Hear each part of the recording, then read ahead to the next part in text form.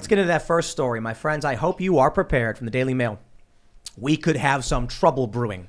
How understaffed police forces across America are bracing for Rittenhouse acquittal. Chicago cancels weekend days off as Portland, LAPD, and Washington, D.C. all monitor trial across the country. Police departments who have been under siege politically, who have lost funding, who have seen resignations and retirements and police quitting. I believe Baltimore is understaffed by hundreds of officers. Now are bracing for the next wave of BLM Antifa riots. Why? Well, they've been set up. Over the past year, the media has lied about Kyle Rittenhouse. And the crazy thing is, if this prosecutor in the Kyle Rittenhouse case is an ideologue, I think he wants there to be a mistrial because he knows Kyle Rittenhouse was acting in self-defense. He knows this trial should have never happened. He knows Kyle Rittenhouse is facing an innocence verdict. And so you don't get ruled innocent. But what I mean is that the jury is going to say across the board outright not guilty on all counts because they believe he's innocent, not just not guilty. So what's the best thing an ideologue who wants rioting can do? Sabotage the trial to such a degree that forces the judge to issue a mistrial. So the mainstream media and establishment narrative becomes there was no justice. Kyle Rittenhouse got away with it. And that's what's happening. Slate.com wrote an article saying, here's what they put. Don't blame Judge Schroeder if Kyle Rittenhouse goes free. And they show even Aaron Rupar saying it's not going well for the prosecutor. What's going to happen is, in my opinion, they'll come out and they'll say the trial was bad. The prosecutor was bad. And because of that, justice didn't occur. The system is broken. And then they will riot. I hope you guys are ready. Well, you said if there's no justice, and what's the motto of a lot of the BLM activists? If there's no justice, right? No peace. Absolutely. Yep. And so it's almost like a mathematical certainty. How could you not expect rioting in downtown D.C. because we didn't get justice? Or Kenosha. But think about it this way. If the jury comes back and says not guilty on all counts, it's really hard to maintain a no justice, no peace narrative, but they will. They'll still say, oh, the jurors were corrupt and the judge was biased. However, Rodney King. Still, if the jury comes back, a lot of people are going to be like, oh, a jury ruled on this one. It may be the wrong verdict, but it will diffuse a lot of it. Yeah. If there's a mistrial with prejudice and Kyle can't be retried, then they're going to say the case is corrupt, the system is broken, and a white supremacist goes free. Yeah. I mean, if you live in a major city, you're already kind of dealing with an onslaught of a lot of violence. I mean, there's incredibly horrible stories. I just tweeted about the two women who were attacked in Central Park. There was a 13-year-old girl that was also attacked in unspeakable ways in the Bronx. So if you're living in like New York City, you are already dealing with an onslaught of a huge major crime wave. In Seattle, government officials just had to hire security guards so they could be walked to the ferry. Mayor de Blasio is ducking questions about Black Lives Matter, talking about how they're going to riot. And there's going to be fire and bloodshed if they don't get their way with the policy that the next mayor wants to implement with more police officers. And this was because Defund the Police got the anti-crime unit removed. The anti-crime unit are plainclothes officers that literally stop crime in progress. The activists came out, said, we don't want police. Well, crime hasn't gone up in New York in the last year and a half, so it really the crime unit. I'm being facetious. Murder is up. Murder is up 47% in New York City. So grand larceny is up like 15-20%. I was saying this earlier. Like if the fact that they're saying if you put in this anti-crime unit back, we're going to kill people. It's like, and that's evidence as to why we need the anti-crime unit, right? It's insane. Well, let's rope it back to the Rittenhouse trial specifically. Chris Hayes comes out and he says on his show, he's changing his narrative. This is amazing. Yeah. There was a supercut, Tucker Carlson played it, where all of these mainstream outlets were like, this kid's a white supremacist who crossed state lines with an illegal weapon to hunt down Black Lives Matter civil rights activists, all fake narrative. Now that people are waking up and they're forced to reconcile this, there's a viral tweet where a woman says, I'm very perceptive and I only just found out Kyle Rittenhouse's victims were white. Yeah. And all the responses are like, I had wait, no idea. What? Really? I didn't know that. And they're all saying the same thing. Embarrassing. Well, because and this woman was like, my progressive bubble told me a fake, like the wrong story. So now Chris Hayes' narrative is, do we really want to live in a society where political problems are solved with guns? Huh. You see where he's pivoting now to Kyle Rittenhouse will be acquitted because he has a real claim of self-defense, but this goes to show why guns are bad. That's what they're going for already. When leftists on Twitter, when Anna Kasparian, when Chris Hayes are now admitting Kyle Rittenhouse was acting in self-defense, or at least saying that to a great degree, an acquittal is going to happen. Yeah. It is so obvious that they can't even deny it anymore. But you know that means riots will happen. Well, there's other people doubling down on the insanity and the divide and conquer agenda, like MSNBC's Joy Reid, who said that the court proceedings are, quote, white privilege on steroids. Again, what does this have to do with anything about race? I was going to say all that, the people are white in Yeah. this particular case, but there's a lot of people that are verified spreading a lot of fake news about this. There's a verified Twitter account that literally is telling people that Kyle was chasing people down and shooting them, and the tweet has gone viral, tens of thousands of likes. Not fact checked, Richard not corrected. Ojeda. Yep. West Virginia Democrat. Former Democrat, state Democrat. Former. Yeah, former, but he's still a very prominent figure and has a government organization. When he first came out publicly and said he wanted to run, a lot of people, including myself, were like, this is a moderate Democrat. This is good. The dude has gone insane. Great. He posted a tweet where he said, new video, bombshell video shows Kyle Rittenhouse was chasing the Rosenbaum. Literally never happened. This Democrat dude in West Virginia, of all places, posted overt lies. Why? Look, I think too often we give the benefit of the doubt to these people. Too often we're like, he must just be ignorant. At this point, I'm like, no, he wants murder and death. Yeah. This guy wants people to die. He is an evil mother.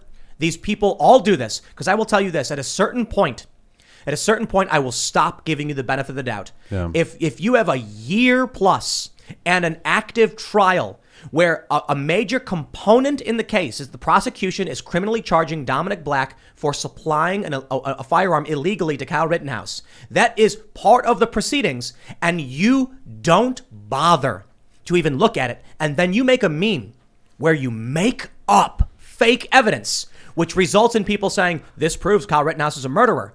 You want the destruction, you want the death, and you want people killed. Yeah. Evil people. It is incredibly ironic that they are still doubling down on this when what happened in Kenosha happened because of media lies about Jacob Blake being a poor innocent victim and being shot, an unarmed black man being shot by police. He had a knife. Yes, he literally had a knife. He was just 100% just armed. assaulted a woman. Yes, but the media is doubling down on this. It's going to happen again. And I'm starting to think that this is exactly what they want. It's very hard to argue anything else at this point. Well, Tim, some would say your comments are a little bit hyperbolic about them being evil, but there is a lot of lack of empathy here, whether it's LeBron James that just tweeted to 50.3 million of his followers. Okay. Luke. Yeah. No. I'm going to stop you right there. Hyperbolic.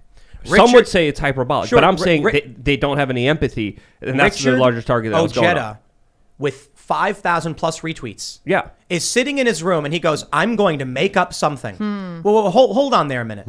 He's like, I'm going to make something up. I am going to fabricate information. Yo, tell me I'm being hyperbolic when I say it is evil to sit there and say I'm going to lie about a kid who was attacked and nearly killed. You said that he's calling for death, and then you're saying he's just lacking empathy. We watched. No. I'm saying a lot of other people are lacking empathy towards this entire situation, especially during a very key emotional aspect of this, which adds to your claim. Because someone just randomly hearing what you just said right now would say, oh, that's hyperbolic. But to add to your claim, there is an extensive amount of lack of empathy from a lot of higher institutions like USA Today. They wrote an opinion piece that's mind-boggling to see in one of America's biggest newspaper. They wrote a headline that said Kyle Rittenhouse deserves an award for his melodramatic performance on the witness stand. Listen. I think at a certain point, the problem we face is that we, conservatives, libertarians, keep giving these people the benefit of the doubt every step of the way. Jacob Blake, that's his name, right? Jacob Blake is the guy. He assaults a woman. Yes. In her bed. With her kids. And her kid and this guy tries taking a vehicle. I think he was stealing it. I'm not sure. With this woman's children in it after assaulting her. The police show up. He fights them. They tell him to stop. He grabs a knife. The cops shoot him in defense. NFL players wear his name. They put his name on their helmets. This guy assaulted a woman in her bed. If you get the drift, family-friendly show. Mm-hmm. He then drew a knife on the police. I'm not a big fan of the cops, particularly Kenosha cops or Chicago PD, but these are the facts. When you have people like Ojeda sitting in their room or office looking at everything going on, and he says, after all of the destruction, the 30 plus dead in the George Floyd riots, I would like to add to that fire. Mm-hmm. I would like to lie. A young man's life hangs in the balance. He went there to render aid, as did Gage Grosskreutz. And I will say to both of them, they both went down there in similar circumstances. They both went down there with guns. Arguably, well, his was literally illegal. Arguably, Kyle Rittenhouse has an exemption, but that's a matter of law. They both said they wanted to render aid. Now, Grosskreutz is a bit older, and he is an ideologue. Kyle Rittenhouse wanted to be a cop. He's certainly on the other end of that ideological spectrum. Chaos ensues. A man who just got out of jail in a mental hospital, who has, for lack of a better term, committed grievous crimes against children, which again, family-friendly show. I won't get into the details about what this man did to multiple children, but let me just say some of the worst atrocities a human being could commit against a child. That guy threatens to kill and carve out the heart of Rittenhouse. And Rittenhouse runs for his life screaming, friendly, friendly, friendly. And then Rosenbaum grabs his gun after his friend Zeminski fires around in the air. This kid's life hangs in the balance. And Ojeda sitting there says, I am going to make up fake news that will rile up people who already rioted before and killed people. Tell me that's not evil. It's at the very least not disagreeing with you. Incompetence. Absolutely. This is all designed by plan. I think there's going to be a lot of civil unrest. I think a lot of this is directed towards a divide and conquer agenda. I think this is meant to happen on purpose, and I think there's a reason why the media is acting like a fire department that's not putting out water, but adding fuel to all the fires that already are out there and sparking this larger division. There's a reason Anna Kasparian of the Young Turks believed that Kyle was running after people and shooting them because of fake news that gets promoted on social media, but you dare question the narrative on social media, you get taken down. There's people that were doxxed. There's people that got fired for supporting Kyle Rittenhouse from the very beginning of this, even before the trial even began. But now, luckily, thank goodness, we're able to see a trial. We're able to see a live stream. We're able to see a side of the story that we would never see if it wasn't for the mainstream media that keeps telling a different side of the story. USA Today, Vanity Fair, all these mainstream media institutions, MSNBC takes the cake, are just literally going berserk and insane. Thanks for checking out this segment from the Timcast IRL podcast. If you want to watch live, you can check out this channel Monday through Friday at 8 p.m. And don't forget to smash that like button, subscribe to this channel, and if you want more unfiltered and uncensored content with all of these guests, go to timcast.com and become a member. All of these guests you know and love in exclusive segments on our website where we are unrestricted in what we talk about, so you'll definitely not want to miss it. Thanks for hanging out. We'll see you all next time.